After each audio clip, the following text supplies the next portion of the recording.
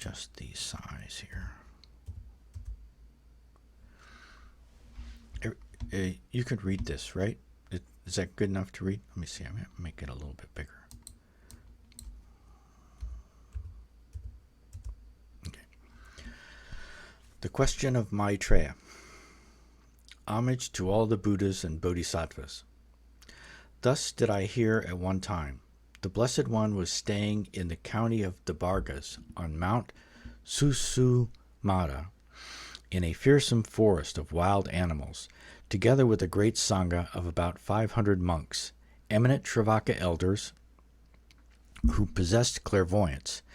These included the omniscient Venerable Kaundinya and the Venerable Asvajit, Vaspa, Mahanaman, Bhadrika, Vimala, Purna, Gavampati,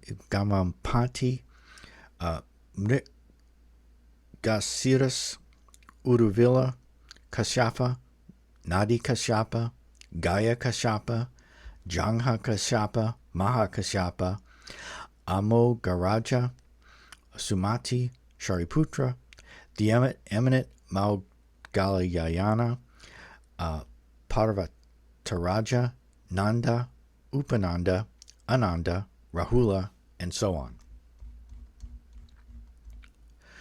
Maitreya and 10,000 other bodhisattvas, mahasattvas, endowed with clairvoyance, also had assembled there.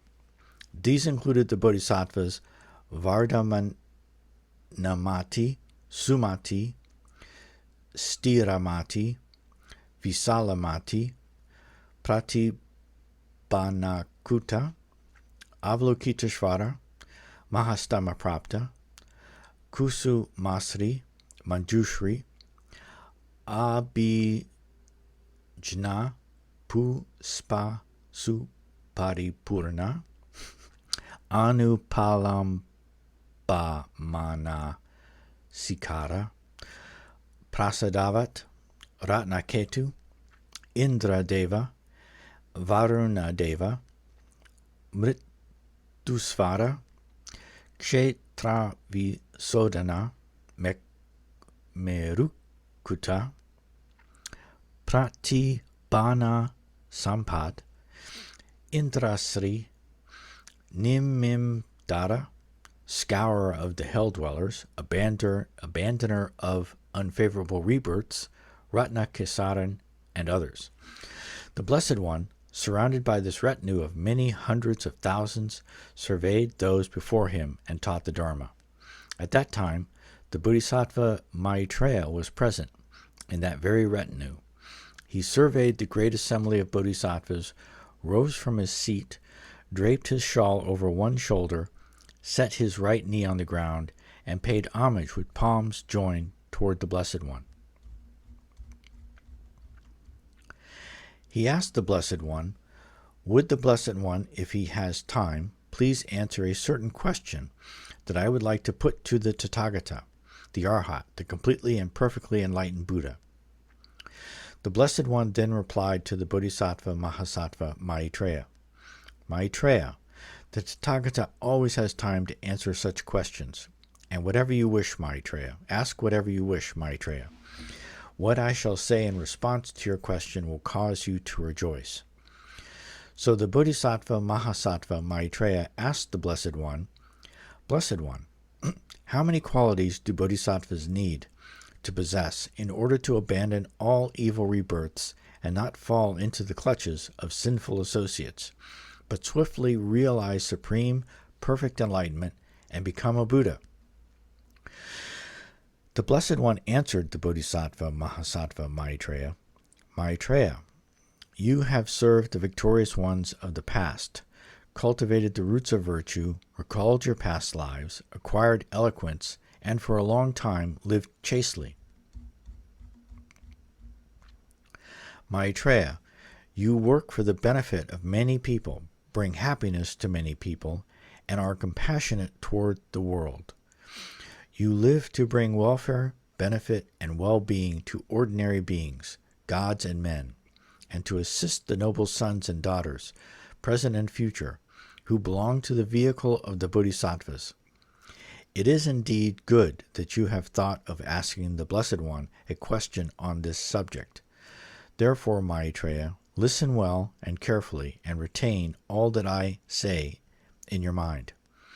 The Bodhisattva Mahasattva Maitreya assented to the Blessed One and listened as the Blessed One had instructed. The Blessed One said, Maitreya, if bodhisattvas possess one single quality, they will abandon all evil rebirths and not fall into the clutches of sinful associates, but swiftly realize supreme perfect enlightenment and become a Buddha. What is that single quality? Having the altruistic intention of excellent bodhicitta. Maitreya, if bodhisattvas possess this single quality, they will abandon all evil rebirths and not fall into the clutches of sinful associates, but swiftly realize supreme perfect enlightenment and become a Buddha.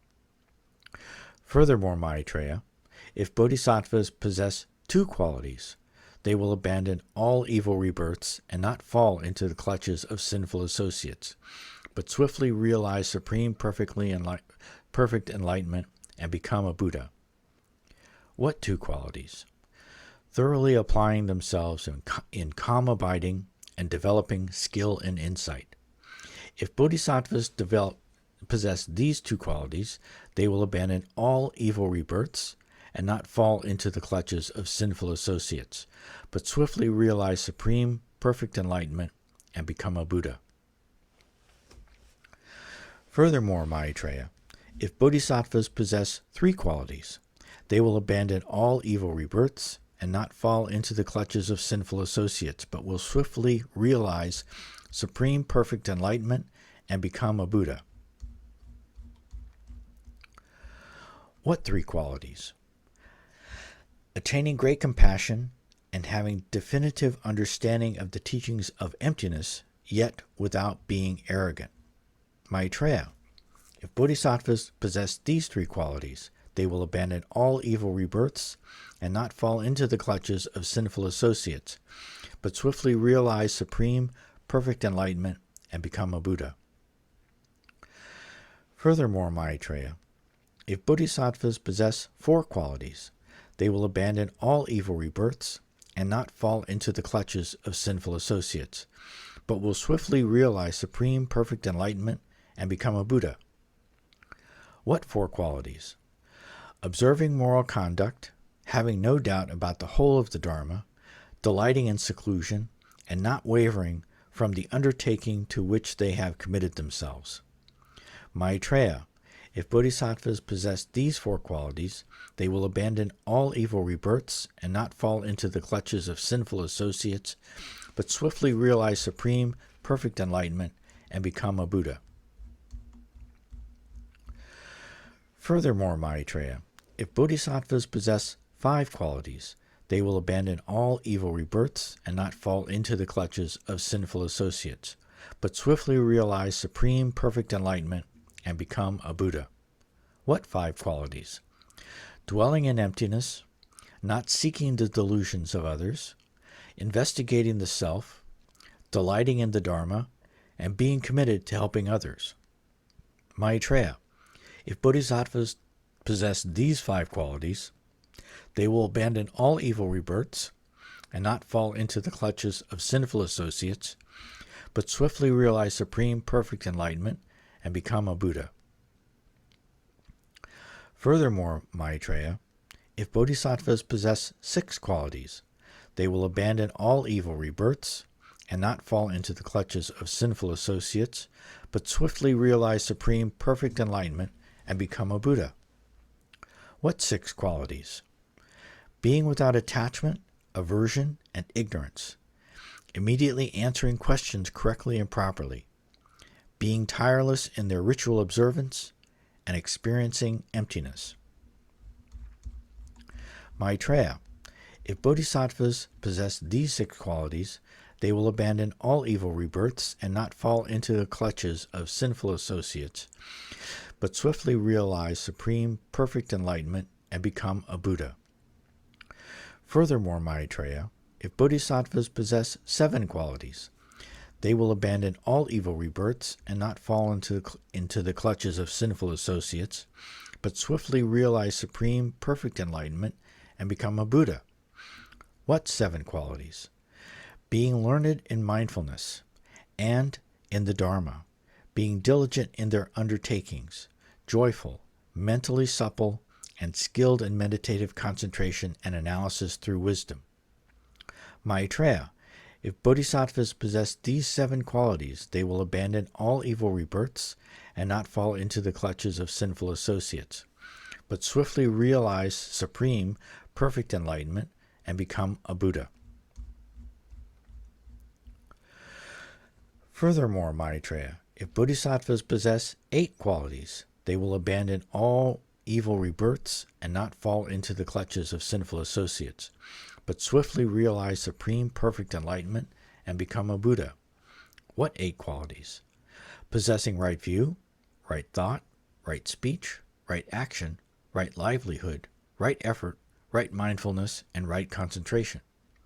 Maitreya, if bodhisattvas possess these 8 qualities, they will abandon all evil rebirths and not fall into the clutches of sinful associates, but swiftly realize supreme, perfect enlightenment and become a Buddha. Furthermore, Maitreya, if bodhisattvas possess 9 qualities, they will abandon all evil rebirths and not fall into the clutches of sinful associates, but swiftly realize supreme, perfect enlightenment and become a Buddha. What 9 qualities? Maitreya, those bodhisattvas distance themselves from desires and from sinful, non-virtuous things. They investigate, examine, and possess the joy and happiness that arise from solitude. Thus they accomplish the first meditative absorption and maintain it. They are free from thinking or examining and possess inner serenity. Because their mind streams are one-pointed, they do not think or examine. Endowed with the joy and happiness that arise from meditative concentration, they then accomplish the second meditative absorption and maintain it. Because they are free from attachment to joy, they maintain equipoise and possess mindfulness and awareness. They experience the physical happiness of which the noble ones say, to possess mindfulness and remain in happiness is equanimity. Free of joy, they then accomplish the third meditative absorption and maintain it. They renounce happiness after already renouncing suffering. Because both mental happiness and mental displeasure decline, there is neither happiness nor suffering. They then accomplish the fourth meditative absorption and maintain it with immaculate equipoise and mindfulness. They transcend conceptions of form in all aspects, and their conceptions of materiality decline. When they do not fabricate conceptions of any kind, they think, "This is the infinity of space," and then accomplish the sphere of the infinity of space and maintain it. After they have transcended the sphere of the infinity of space in all aspects, they think, "This is the infinity of consciousness," and then accomplish the sphere of the infinity of consciousness and maintain it. After they have transcended the sphere of the infinity of consciousness in all aspects, they think, "This is nothingness," and then accomplish the sphere of nothingness and maintain it. After they have transcended the sphere of nothingness in all aspects, and then accomplish the sphere of neither perception nor non-perception, after they have transcended the sphere of nothingness in all aspects, they then accomplish the sphere of neither perception nor non-perception and maintain it. After they have transcended the sphere of neither perception nor non-perception in all aspects, they then accomplish the cessation of perception and feeling and maintain it. Maitreya, if bodhisattvas possess these 9 qualities, they will abandon all evil rebirths and not fall into the clutches of sinful associates, but swiftly realize supreme, perfect enlightenment and become a Buddha. Furthermore, Maitreya, if bodhisattvas possess 10 qualities, they will abandon all evil rebirths and not fall into the clutches of sinful associates, but swiftly realize supreme perfect enlightenment and become a Buddha. What 10 qualities? Having Vajra-like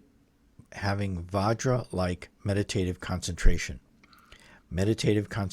that is assiduous regarding what is correct and incorrect, meditative concentration of going via methods, illuminating meditative concentration, all illuminating meditative concentration, manifest meditative concentration, precious moon meditative concentration, moon lamp meditative concentration without afflictive emotions, and victory banner final meditative concentration. Maitreya, if bodhisattvas possess these 10 qualities, they will abandon all evil rebirths and not fall into the clutches of sinful associates, but swiftly realize supreme perfect enlightenment and become a Buddha. The Bodhisattva Mahasattva Maitreya was then satisfied and delighted. Joyful and pleased, he rose from his seat, draped his shawl over one shoulder, set his right knee on the ground, and bowed to the Blessed One with joined palms. He praised the Blessed One with these fitting verses. In former times, you practiced generous giving, giving away dear sons, food and drink, you eat, and even your head and eyes. You perfected the total generosity of a Buddha. For a long time, like a yak its tail, you observed unimpaired moral conduct. Peerless in your conduct, you wholly perfected the conduct of a Buddha. You generated the power of patience and patiently endured the wrong deeds of ignorant people. Possessing all the powers of patience, you wholly perfected the patience of a Buddha.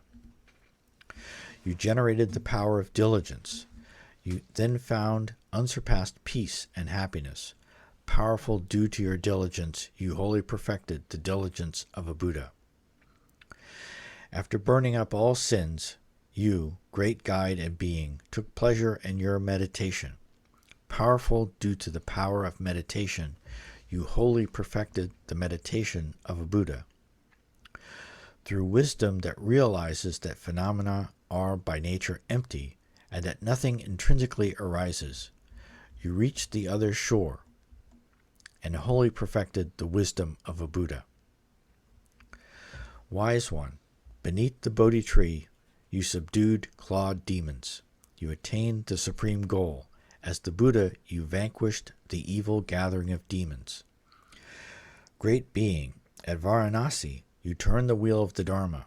You terrified the assembly of evil unbelievers, and, as the Buddha, vanquished the unbelievers' gatherings. Unsurpassed for your vast wisdom, utterly without compare, you teach the jewel of the Dharma. O guide and Buddha, you bring about illumination.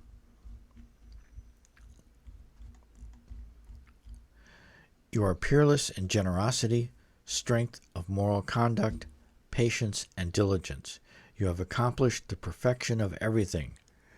You excel, O Buddha, with your many qualities. After the Bodhisattva Mahasattva Maitreya had praised the Blessed One in verse with such fitting words, he stood to one side. Okay, so this is a good place for us to break I'll actually go on for another 5 minutes. Yeah, never mind. Sorry. Okay, after the Bodhisattva Mahasattva Maitreya had praised the Blessed One in verse with such fitting words, he stood to one side. The Venerable Ananda then said to the Blessed One, Lord, Blessed One, it is wonderful that the Bodhisattva Mahasattva Maitreya is so supremely eloquent, and that he teaches the Dharma with such words of certainty, that he teaches the Dharma with such matching words and letters, that he teaches the Dharma with such profound words, that he teaches the Dharma with words that explain it so well, and that he teaches the Dharma with such memorable words. Exactly, Ananda, replied the Blessed One. It is just as you have said. It is wonderful that the Bodhisattva Maitreya is so supremely eloquent, that the Bodhisattva Maitreya teaches the Dharma with such words of certainty, and all of what you said, up to his teaching the Dharma with such memorable words. Ananda, this is not the first time that the Bodhisattva Maitreya has praised me with such fitting verses. Why? Formerly, Ananda, in times gone by, at a time when 10 countless ages had passed, there came into the world a Tathagata, Arhat, completely and perfectly enlightened Buddha, endowed with perfect knowledge and perfect conduct, established in a state of bliss, commanding all worldly knowledge, an unsurpassed guide who converted all beings, a teacher of gods and men, a Buddha Arhat named Jyoti Vikri Dita Bichna. At that time, there lived a Brahmin boy named Bhadra Sudha, good-looking, handsome, and beautiful to behold, endowed with a supremely good complexion and excellent figure. He was going to a pleasure grove, when between the villages he saw the Tathagata, the Arhat, the completely and perfectly enlightened Buddha, Jyoti Vikri Dita Bichna. The Tathagata was handsome and charismatic, controlled in his faculties and in his mind. He had attained excellence in control and calm abiding, and superiority in control and calm abiding. He guarded his faculties, elephant-like, in control of his passions, and was radiant, unsullied, and clear like a lake. His body was adorned with the 32 marks of a great being, and with the 80 minor marks, like the blossoming flower of a royal sal tree, and towering like Mount Meru, the king of mountains. His face was as calm as the sphere of the moon, and radiantly clear and brilliant like the sphere of the sun. His body was proportioned like a Nyagroda tree, blazing with light and great splendor. Seeing him, Bhadrasudha developed an attitude of faith toward the Blessed One. With this attitude of faith, he thought, how marvelous, how wondrously this body of the Tathagata is adorned with its complexion and splendor. It blazes with glory, the marks of Buddhahood, and clear, brilliant radiance. The Brahmin boy, Bhadrasudha, then spoke out loud, how marvelous! May I also, in the future, come to possess such a body, blazing like this in complexion, magnificence, splendor, and the marks of Buddhahood, and with clear, brilliant radiance. After he had prayed thus, he lay on the ground and thought, if in the future I shall come to possess such a body, blazing like this in complexion, magnificence, splendor, marks of Buddhahood, and with clear, brilliant radiance, may the Tathagata touch me with his foot. Then, Ananda, the Tathagata, the Arhat, the completely and perfectly enlightened Buddha, Jyoti Vikri Dita Bichna, learning of the noble intention of the Brahma boy Bhadrasudha, approached him and touched him with his foot. As soon as the Tathagata Jyoti Vikri Dita Bichna had touched the Brahmin boy, Bhadrasudha with his foot, at that very moment the boy attained acceptance of the fact that all phenomena are unproduced. Ananda, the Tathagata Jyoti Vikri Dita Bichna, looked behind him and addressed the monks. Monks, on no account should you tread on the Brahmin boy Bhadrasudha with your feet. Why? Because he is a Bodhisattva Mahasattva who has accepted the fact that all phenomena are unproduced. At that very moment, the Brahmin boy Bhadrasudha obtained the knowledge of the divine eye, knowledge of the divine ear, knowledge of the thoughts of others, and knowledge recollecting his past lives, and also accomplished miraculous powers. In the presence of the Tathagata Jyoti Vikri Dita Bichna, he spoke the following fitting verses of praise. Okay, so this here we should stop here and take a break for 10 minutes and then come back and finish the sutra and do some chanting.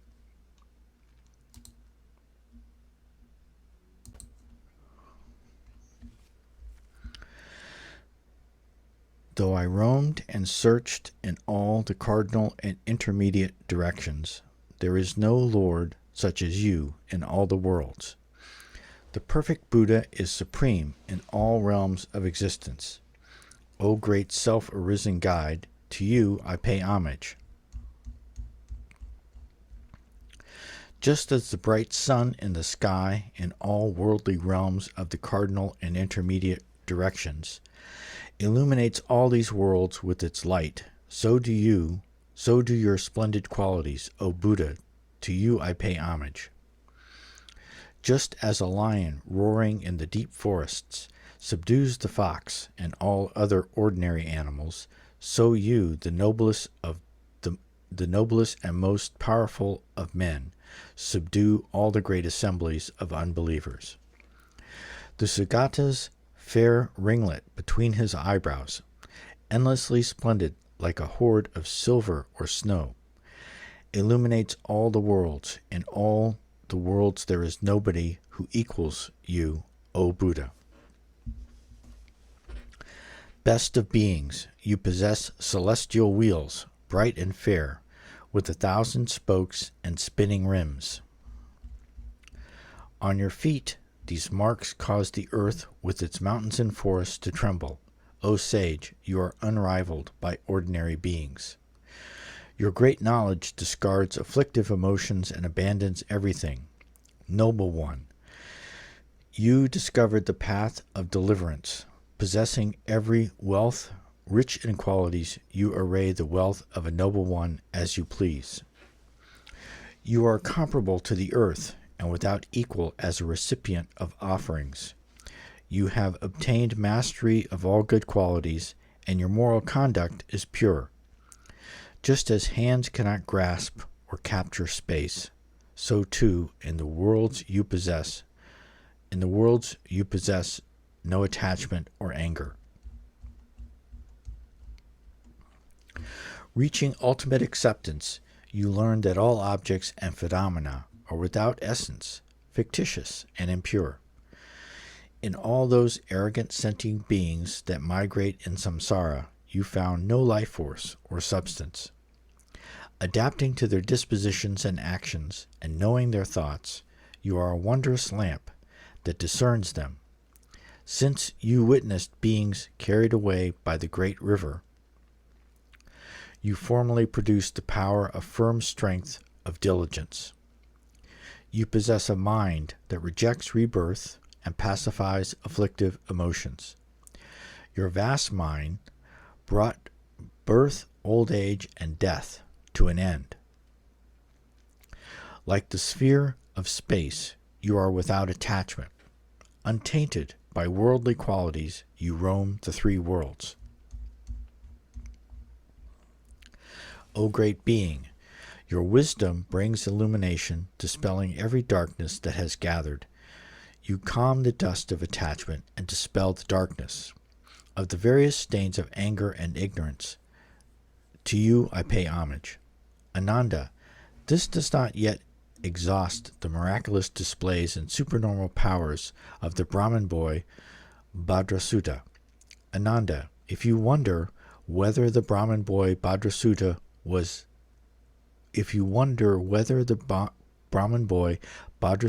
then at that time someone else, or you are of 2 minds about it, or doubtful, do not see him so. Why? Because the Bodhisattva Mahasattva Maitreya himself was then at that time the Brahmin boy Bhadrasutta, who uttered these verses of praise to the Tathagata, the Arhat, the perfectly enlightened Buddha, Jyoti Vikridita Bichna. The Venerable Ananda asked, Blessed One, if this Bodhisattva Mahasattva Maitreya developed acceptance so long ago, of the fact that all phenomena are unproduced, why did he not quickly realize supreme perfect enlightenment and become a Buddha? The Blessed One replied to the Venerable Ananda, Ananda, the Bodhisattvas set in place and protect two things. What two things? They set in place and protect sentient beings, and they set in place and protect their Buddha realms. But of these two, when formerly the Bodhisattva Mahasattva Maitreya was engaged in the conduct of a Bodhisattva, he set in place, consecrated, and protected his Buddha realm.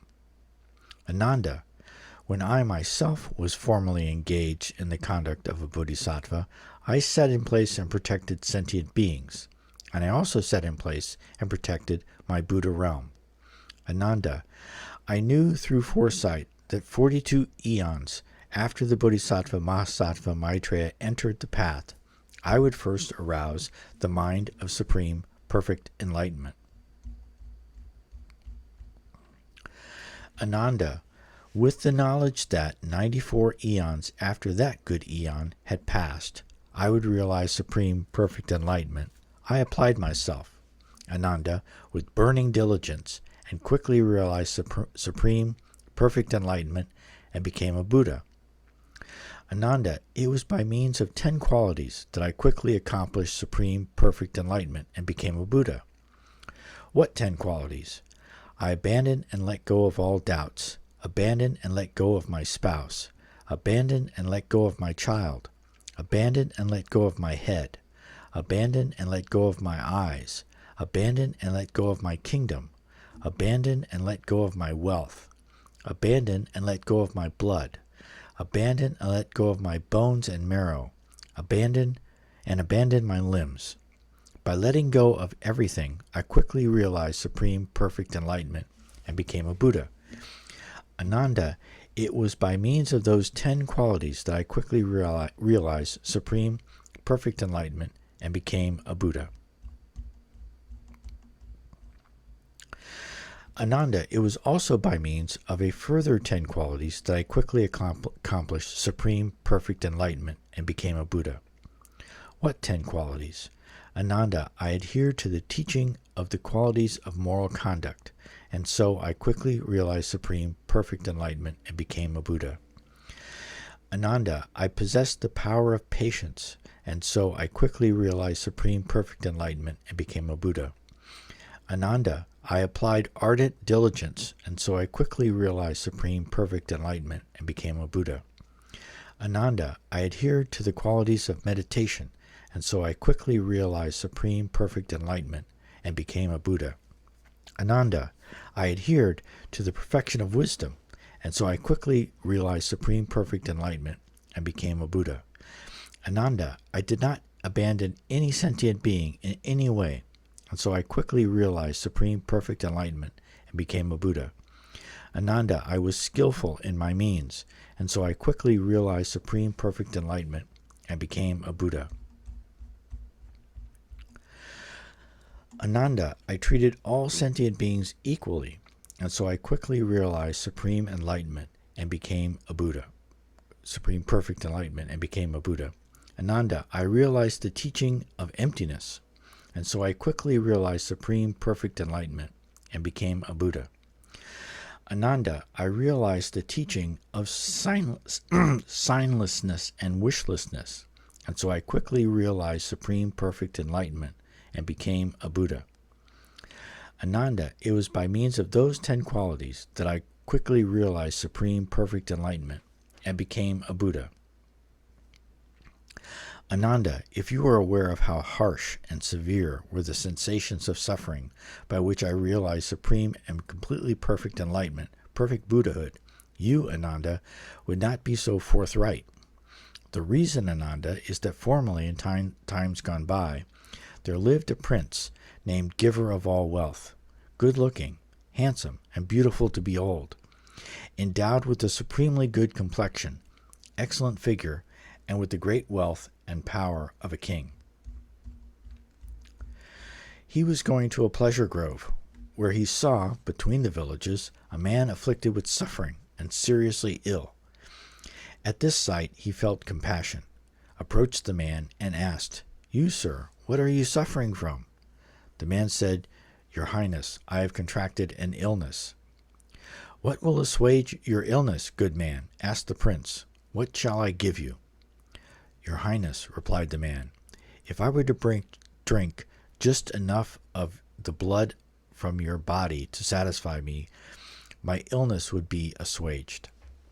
Then Ananda, Prince Giver of all wealth, took a sharp knife, cut himself, and gave the man the blood that drained from the wound to drink. Ananda, as soon as the man drank it, his illness was cured.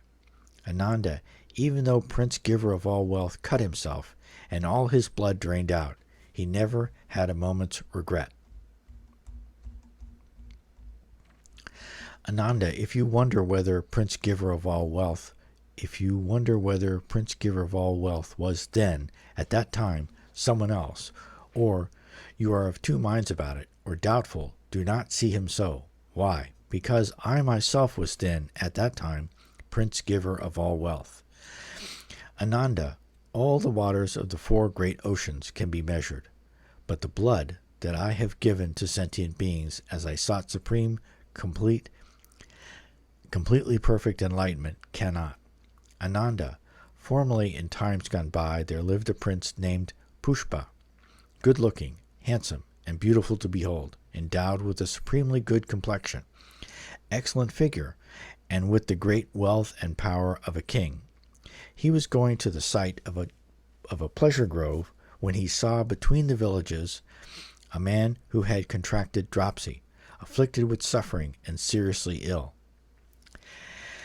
At this sight he felt compassion and approached the man and asked, "My good man, what will assuage this illness of yours? What shall I give you?" The man replied, "Your Majesty, if I were to get just enough of the marrow from your body to satisfy me, my illness would be assuaged." Prince Pushpa was satisfied and delighted. He rejoiced. And then pleasure and happiness arose in him. He beat his own body, then gouged out the marrow and smeared it on that man's body. Ananda, as soon as he smeared it on him, the man's illness was cured. Ananda, even though Prince Pushpa beat his own body so that the marrow dripped out, he felt no regret in his mind. Ananda, if you wonder whether Prince Pushpa was then at that time someone else, or you are of two minds about it, or doubtful, do not see him so. Why? Because I myself was then at that time Prince Pushpa. Ananda, all the water of the four great oceans can be measured, but the marrow that I have given to sentient beings as I sought supreme, completely perfect enlightenment cannot. Ananda, formerly in times go by, there lived a king named Chandraprabha, good-looking, handsome, and beautiful to behold, endowed with a supremely good complexion, excellent figure, and with the great wealth and power of a king. He was going to a pleasure grove, where between the villages he saw a poor, eyeless blind man, a destitute beggar. At this sight he felt compassion. That man then approached King Chandraprabha and said, "Your Majesty, you are happy. Your Majesty, you are joyful. But I suffer. I am blind. I have no eyes. I am poor and destitute. I am a beggar without refuge." Then Ananda, King Chandraprabha, saw the man again, and after listening to his words again, he wept, and still in tears asked him, "My good man, what do you need? Should I give you food or drink? A riding mount? Jewelry? Gold? Gems? Pearls of various kinds of precious things, or various kinds of precious things? Tell me whatever you need." The man replied, "I beg you, please give me your eye." So Ananda, King Chandraprabha, plucked out his eye and gave it to the man. But Ananda, although King Chandraprabha had plucked out his eye and given it to the man, he did not become regretful. Ananda, if you wonder whether King Chandraprabha was then at that time someone else, or you are of two minds about it, or doubtful, do not see him so. Why? Because I myself was then at that time King Chandra Prabha. Ananda, Mount Meru, the king of mountains, can be measured. But the eyes that I have given to sentient beings as I sought supreme, completely perfect enlightenment are too great and cannot. Ananda, when the Bodhisattva Mahasattva Maitreya was formally engaged in the conduct of a bodhisattva, because the vehicle is easy, the entry is easy, and the path is easy, he perfectly accomplished supreme, perfect enlightenment. Ananda, when the Bodhisattva Mahasattva Maitreya was formally engaged in the conduct of a bodhisattva, he did not let go of his arms, legs, or marrow. He did not renounce and let go of his spouse or his child, village, town, city, royal palace, or retinue. But Ananda, when the Bodhisattva Mahasattva Maitreya was formally engaged in the conduct of a bodhisattva, because he fully embraced skillful means, through the easy vehicle, the easy entry, and the easy path, he accomplished supreme, perfect enlightenment. Then the Venerable Ananda asked, Blessed One, what were the skillful means to which the Bodhisattva Mahasattva Maitreya adhered, thus accomplishing supreme, perfect enlightenment? The Blessed One replied, Ananda, when formally the Bodhisattva Mahasattva Maitreya engaged in the conduct of a bodhisattva, he would drape his shawl over one shoulder, set his right knee on the ground, and put the palms of his hands together 3 times during the day and 3 times during the night. Making all the Buddhas visible, he would then speak to them in these words. Homage to all the Buddhas, homage to the Bodhisattvas, those sages with the divine eye, and to the Sravakas too. Homage to the mind of enlightenment, bodhicitta, which reverses all negative rebirths, shows the path to higher rebirth, and leads beings to the state without aging or death. Whatever negative actions I have done under the influence of mind, here in the presence of the Buddhas I confess them. Whatever accumulations of merit I have produced through the 3 kinds of actions, may it be the seed of my omniscience and exhaustible enlightenment. Whatever offerings to the Buddhas arise in all the realms throughout the 10 directions, the Buddhas know and rejoice in them, and at that I myself rejoice. I confess all negative actions. I rejoice in all meritorious acts. I pay homage to all the Buddhas. May I attain supreme awareness. I exhort the Bodhisattvas of all 10 directions, who abide at the 10 Bodhisattva levels, to attain supreme enlightenment. May they become truly enlightened Buddhas, overcoming negative influences of every kind, and then, to benefit living beings, may they turn the wheel of the Dharma. Through the sound of the great Dharma drum, may they bring the suffering of sentient beings to an end. For unimaginable millions of eons, may they teach the Dharma and continue to remain in this world. I beg you, best of all humans, look upon those who are trapped in the swamp of desire, and tightly bound by the cords of craving, fettered in every kind of bond. Buddhas, do not belittle those whose minds are defiled, but with loving intent toward all sentient beings, save them from the sea of existence. May I train in the footsteps of the perfect Buddhas, those present now, those of the past, and those of the future, and may I engage in the conduct of the Bodhisattvas. May I complete the 6 perfections and liberate beings of the 6 realms. May I realize the 6 supernormal powers and reach supreme enlightenment. Unproduced and non-arising, without self, nature, or location, neither mental cognition nor substance, may I realize the teaching of emptiness. Just like the Buddha, the great sage, may I realize the teaching of non-self. A sentient being does not exist, nor does a living being, nor does an individual or a person. May I not dwell on there being anything substantial, a belief in a self, or what I take to be mine, but in order to make all sentient beings happy, may I give everything away without miserliness. Since material objects do not really exist, may my wealth be spontaneously accomplished. Since all material objects decay, may I complete the perfection of generosity. Possessing conduct that is flawless, conduct that is perfect, and conduct that is without arrogance, may I complete the perfection of moral conduct. Like the elements of earth, water, fire, and wind, not dwelling on anything, with patience and free of anger, may I complete the perfection of patience. Through assiduous application of diligence, may I have constant enthusiasm without laziness, and with strength of body and mind, may I complete the perfection of diligence.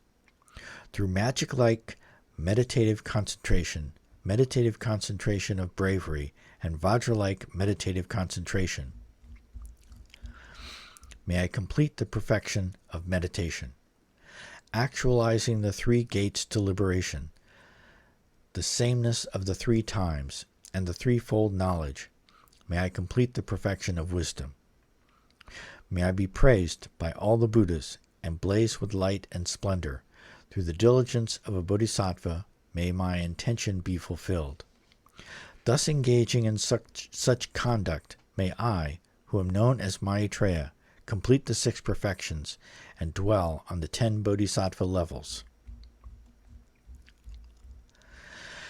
Ananda, those are the skillful means through which the Bodhisattva Mahasattva Maitreya, by adhering to them, through the easy vehicle, the easy entry, and the easy path, perfectly accomplished supreme, perfect, and complete enlightenment. Ananda, when the Bodhisattva Mahasattva Maitreya was formally engaged in the conduct of a bodhisattva, he thought to himself, "How I wish that sentient beings, having less desire, anger, and ignorance, might acquire the path of the 10 virtuous actions. In the future, may I perfectly accomplish supreme, perfect, and complete enlightenment and become a Buddha." It was thus that he consecrated his Buddha realm. Ananda, such a time and period will come about. Then sentient beings will become less desiring, angry, and ignorant, and keep to the path of the 10 virtuous actions.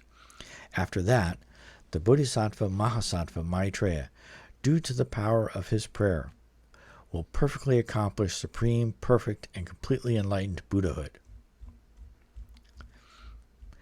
Ananda, when I formally engaged in the conduct of a bodhisattva, I made this prayer: when the world is beset with the 5 degenerations, sentient beings will have great desire, anger, and ignorance.